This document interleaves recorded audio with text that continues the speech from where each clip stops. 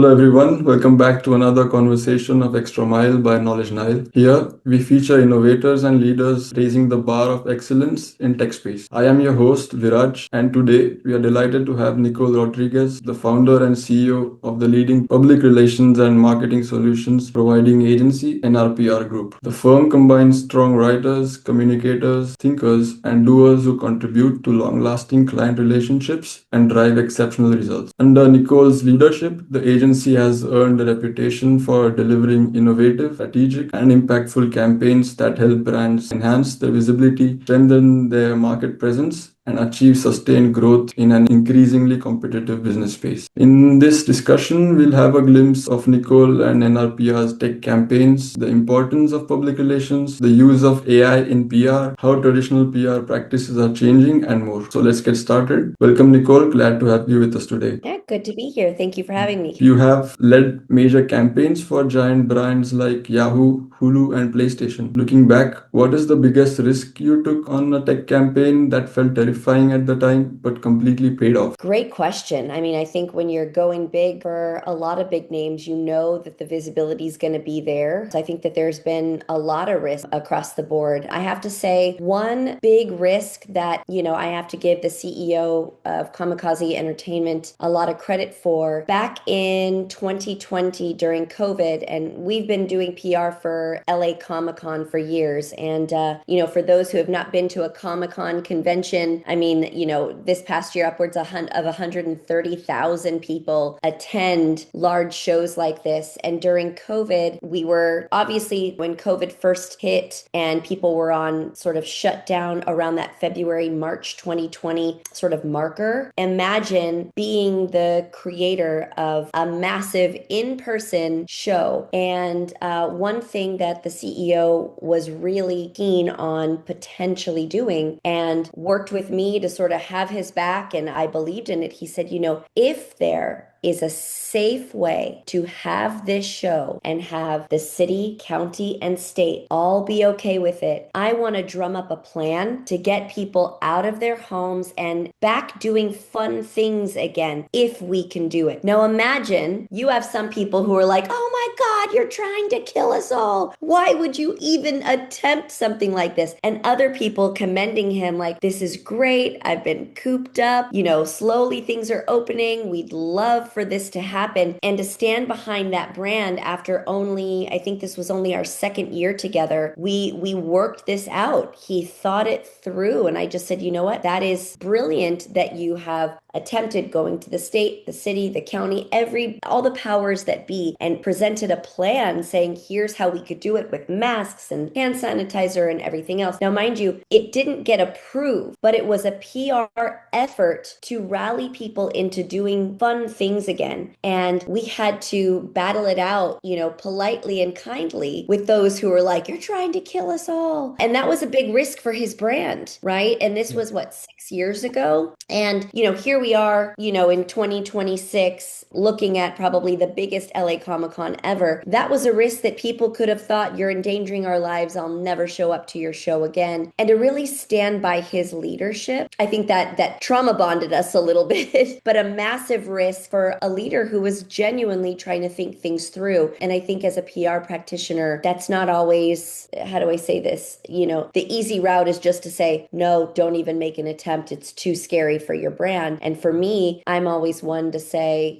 if you've thought it through and there's a way to do it safely and correctly, let's go for it and I have your back, right? Mm-hmm. Having to protect that image. So that's definitely a big, big, big thing that I think will always stand out in the back of my mind. Very, very interesting and a very fantastic example of calculated risk-taking effort. It naturally brings me to a broader question about brand image itself. Why do organizations need to have a positive brand image, and how do public relations and marketing help in this regard? Oh, I mean, PR, when you're doing it right and well, it's like insurance on your brand.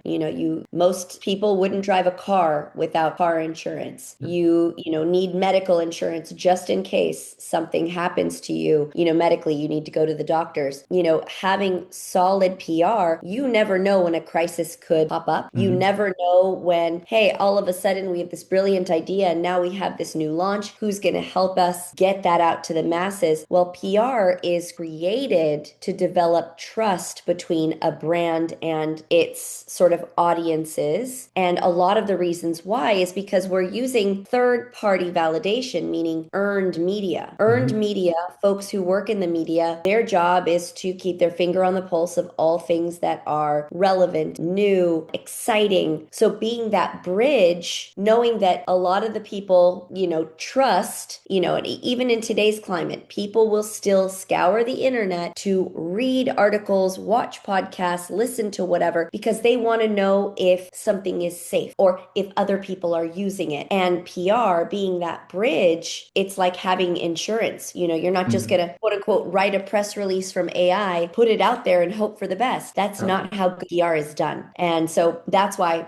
I said earlier, human connection is so important. Knowing how to speak to the media who will then speak to your audiences, it's important for every brand because we live in a cancel culture, right? It's so easy to be canceled. So yeah, so I hope that answers the question. So I think it would be safe to say that PR is like a foundation for building healthy relationships and maybe trust as well. Absolutely. Yeah. And you're building your narrative, right? You don't want to build a house on sand, right? You need a solid structure and foundation. Who are you? What do you do? Why do you do it? Not in marketing speak, which is fun and sexy and uses the buzzwords. But when you're working with media, they want brass tacks. What is this exactly? Who are you? What do you do? And why does that benefit others without all the flashy, So you definitely need a foundation of who you are so that you can basically gauge where you're going to go in the future and how you want to build your reputation amongst the buyers, right? Or the people who will be choosing your service or product. Yeah. Now, speaking of how PR and marketing are evolving, generative AI can now create countless pitch drafts and media lists in seconds. What is one specific thing you have seen an AI do in PR campaign that convinced you it will never replace human instinct? It doesn't know my relationships.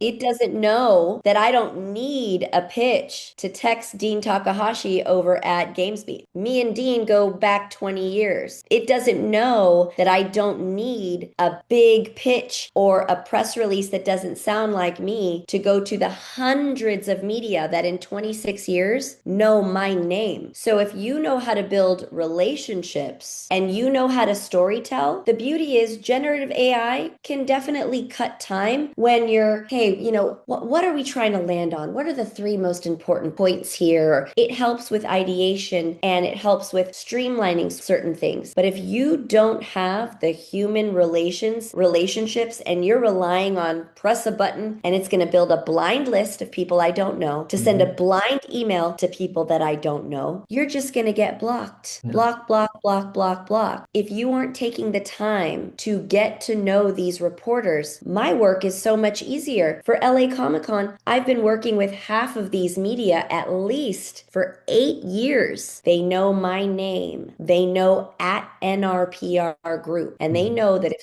someone is sending them an email or some sort of communication, it's important, it's thought through, and it's trusted. AI is not doing that, at least right now. At least right now. Surely there is a great distinction between what AI can replicate and what it can't. That's right. Moving ahead, we are seeing a major shift in how B2B buyers consume information, moving heavily towards video and shorter content loop. Are traditional press releases officially outdated, or are the tech companies just using them wrong? No, I think most companies are using them incorrectly. I think real media appreciate receiving a package of information that is easy to sift through, right? If you're using a press release that's 3 pages, overly done with too much information, you don't get to the point, no one understands what you're doing, well, then it's just a communication that's going to become a miscommunication, and people who are sitting in front of their computers checking email, which is most media, are still going to appreciate when you send them a good pitch that gives them the story idea. Then second is, okay, now you can see the press release, not, hey, here's everything all at once, ready, digest. Well, people are just going to hit delete because their attention spans are shorter. But even still, I'm not going to open up a video from an email that I don't trust and waste my time. A good press release you could read and sift through and make a decision in 10 to 15 seconds. If you're not getting that in a full video, it's a full minute long, it feels like an eternity. So no matter what the communication, it just has has to be done right. A right communication and also like concise and precise. That's right. And Indeed, a clear, refreshing right? thing. Not just concise, but also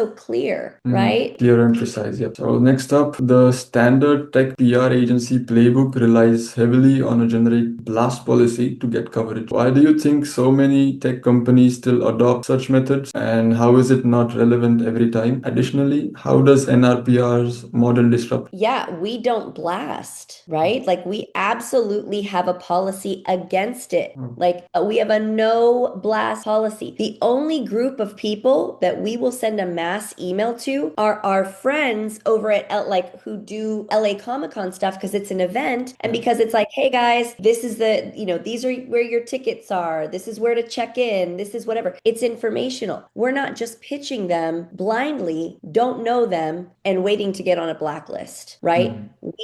I would much rather pitch 20 media solidly than 200 in a blast and hoping for the best. That's what people forget. Again, public relations. The key word here is like public, people, right? You're dealing with humans. And then with those humans, your relationship. You're building a relationship. How are you going to build a relationship? By not getting to know who they are, not caring how they want to be communicated with. So most people are like, oh, it's just not working. It's not working because you're not actually going the extra mile to build that relationship. And even if you get a pitch wrong, hey, I might be off here, but it looks like you've been covering Microsoft in these key areas. Is this of interest? That it's a human saying, hey, this may or may not be good for you, but just let me know because I'm interested in getting to know what you need. And if the person's like, yeah, not a good fit, great. Thank you so much. Now I know. That's a compelling way to look at disruption.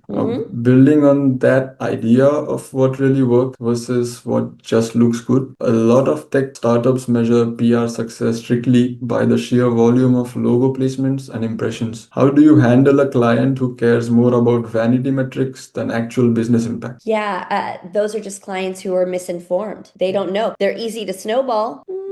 Oh, look at all these beautiful numbers. But is anyone calling you? Are tickets going on sale? Has a partner reached out? Has an investor reached out? That's real business movement. And that's what we even tell our clients. Hey, we put out this announcement. We've got XYZ, people covering it. But did this land any great, were you trying to close this client that maybe saw this and it helped them get them to the finish line? Or, did this make someone want your CEO to be a speaker at their next conference? Those are real business sort of implications that you want PR to impact. Vanity metrics, fine. That just means that CEO is just easier to fool, right? You want them to be informed because you want them to hold you to a high standard so that all PR practitioners are actually basically working at that higher standard for the greater good so that people don't just think, well, oh, a monkey could press a keyboard and just do PR. That's not what we do. Yeah. So it's more of a personal approach than just a broad, wide spectrum approach. Absolutely. I've been doing this 26 years. The wide,